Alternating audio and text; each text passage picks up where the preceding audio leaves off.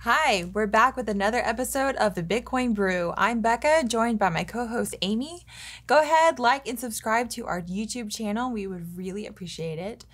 This program is associated with the Texas Blockchain Council, a nonprofit industry association working to make Texas the jurisdiction of choice for Bitcoin and blockchain innovation. On this episode, we'll discuss our thoughts and opinions about why companies are selling their Bitcoin, what is Tornado Cash, and Bitcoin mining. We are not financial advisors. This is for entertainment purposes only. Thank you for joining us today.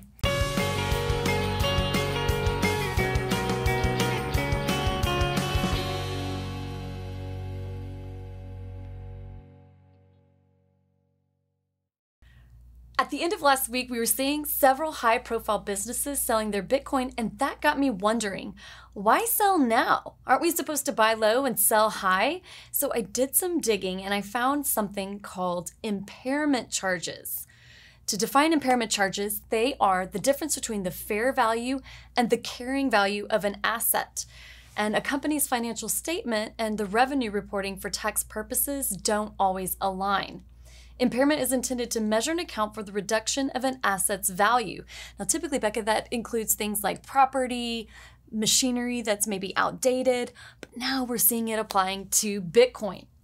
Here's a list, a hot list of the companies that used impairment charges in Q2. MicroStrategy to the tune of $917.8 million. Coinbase coming in at $377 million, Marathon $128 million, and Tesla $101 million. Don't forget Block Inc., $36 million. So what do these companies have in common? Do they have Bitcoin on their balance sheet? You got it. They hodl.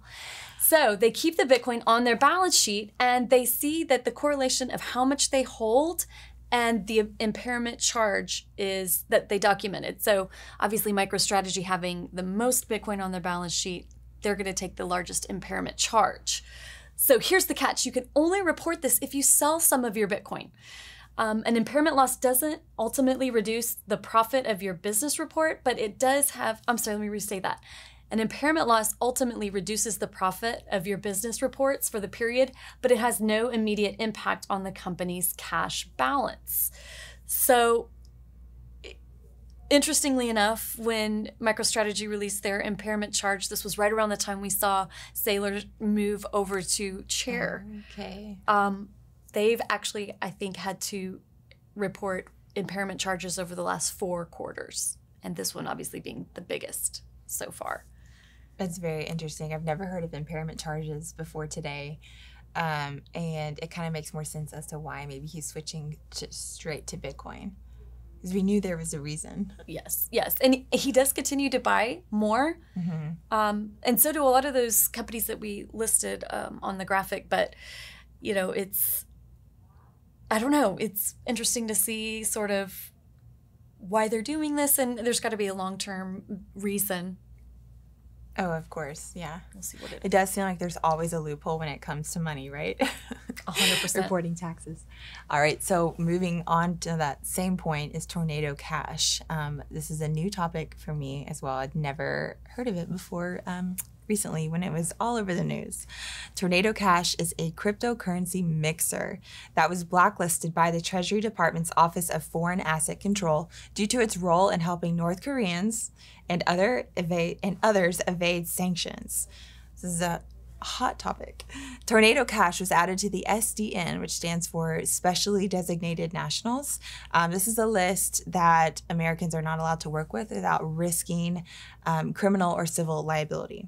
So Tornado Cash is a tough issue because it pits privacy against security. Privacy is essential, obviously, but there has to be a balance between protecting people's rights to privacy and a criminal investigation. So in this case, privacy concerns are potentially more compelling than law enforcement's interests in illicit finance.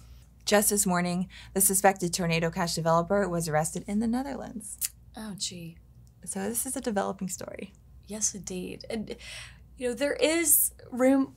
People are doing things that are illicit with cryptocurrency. And it seems like the more private it is, the more this sort of bad business tends to go on. I saw it with Monero previously, and now with Tornado Cash. I don't know. Yeah, I think there's a lot of people's opinions on this. People who are way smarter than me and have experience in the finance background. It's just interesting because obviously the whole point of, or one of the biggest components and attractive features of cryptocurrency is that it's so secure and it's so private.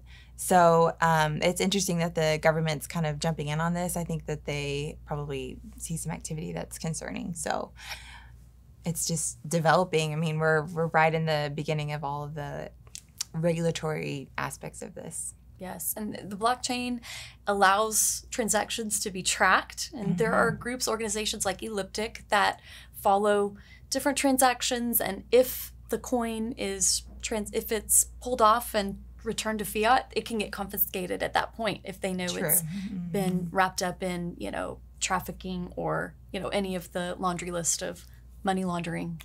Yeah, which is, I think, one of the coolest things is that it is so much more secure than actual cash, which is untraceable and unable to be tracked. So, well, good point. We're hopefully catching more bad guys. Hopefully so. And girls.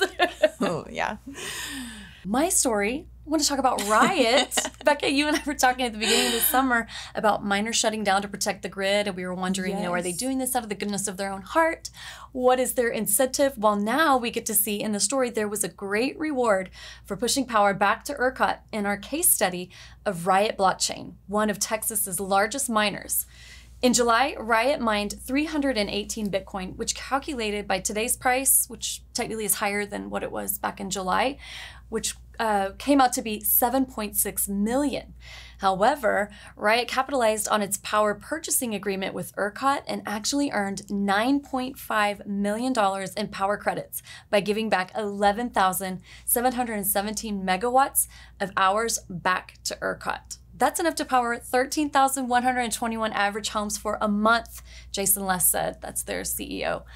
And he also added that it lowered the power costs for the company. So keeping up with its strategy to monetize some of the Bitcoins it mines, Riot did sell 275 Bitcoin in July and generated 5.6 million. And the miner still is holding around 6,696 Bitcoin. That's very impressive. I think it's so cool how it's just a teamwork, give and take as far as power, Bitcoin mining, and it's a great, friendship that they have going on. I agree. And it's great to see. I hate to say this before we get out of this heat wave in the summer, but we didn't experience any brownouts. We didn't experience any blackouts. Yeah. So could this be an indicator that miners are protecting and strengthening our grid here in Texas? I think so. Me too. It'll be great to see more data on that too as it comes out over the next year and those reports. So we are going to do a quick dive into the mining machines themselves. We talk a lot about Bitcoin mining, the miners, all these different things, and it can be a little bit confusing as to what the actual miners are and what they look like. Okay, so when Bitcoin was first launched in 2009, you could mine Bitcoin with just a laptop computer. There is so little computing power on the network that even your laptop could mine a block, which is absolutely incredible. In 2010, people started using GPUs, which is a graphics processing unit, usually used for like gaming, but you could use that to mine, and up until 2012, that's what people did. In 2012, the first ASIC miner was developed. ASIC stands for Application Specific Integrated Circuit. Over the years, as miners got into the game, more and more miners got into the game, the difficulty level increased, creating the need for even more specialized machines. So how do these machines secure the network, you ask? I'll do my best to boil it down because it's an intricate process. We also have the actual S19 miner here from Ant Mining. This is one of the latest machines out there on the market. They're constantly developing more. We talked about a few weeks ago the new the new chips that are coming. And so there's new machines coming out all the time. All right, so how do miners help secure the network? They are hashing trillions of hashes per second, expending energy to prove that they are doing work, hence the name proof of work. You might have heard proof of work versus proof of stake, two very different concepts. The machines combine the hash of some input data, such as the Merkle root of all the transactions in the previous 10 minutes, plus a nonce, which is just number used once, and a hash of the previous block. All of these numbers are hashed together, the goal being to produce a hash that is less than a target number. So did you get all that? I think so. Yes, I'm with you. I'm with you. All right, we're gonna go a little bit more. So imagine that you're rolling a die with 1,000 sides on it, with each side from 0 to 1,000. You got that? Got it. So you have this die. You're trying to roll a number less than the target number, and let's just say that number is 5 for this analogy. It may take quite a few rolls to roll a number less than 5, but once you do, all the other players in the lottery can easily verify that you did it. And you then get the privilege of forming the next block, which is validated by all of the nodes on the network. In return for all of this effort that you put in, the miner receives a block reward, which is currently 6.25 Bitcoin, and this number halves every 4 years. So approximately in 20 months from now, there will be another halving, which will cut the block reward to 3.175 Bitcoin every 10 minutes. So for a further deep dive into this, Jan Pritzer's book, I'm going to bring it up again. He has a chapter on Bitcoin mining and in his book, Inventing Bitcoin. And it just is a very concise explanation that I probably botched, but did my best at as far as how Bitcoin mining works. And it can probably answer more of your questions that you probably have. Well, I love that we brought our special guest in today for the visual. And yes, it's chapter 3 of that book. Okay, chapter 3. You really summarized it very, very eloquently. So thank you for that explanation. Yeah, did my best. So Steve Kennard with the TPC, he has begun a foundation, the Texas Bitcoin Foundation, and they're taking donations of S9s, S19s, trying to get them into cities and schools so that people can learn more about how they work, how the slush pool works, where you would, earn those block rewards that you talk about. So maybe if anybody has some machines that they aren't using right now, they've powered down to conserve energy, holler at us. We would love to take them off your hands and help people learn more about how this all works and doing it in real time. You can follow us on Twitter at Texas TX Blockchain 1 for more details about events coming up in your area. We have events in Austin, Houston, San Antonio, McKinney, and more. So go ahead and give us a follow and get more information about that. Also, register for the Texas Blockchain Summit, November 17th and 18th in Austin, Texas. This is an event that you will not want to miss. Thank you for watching, and we'll see you next time.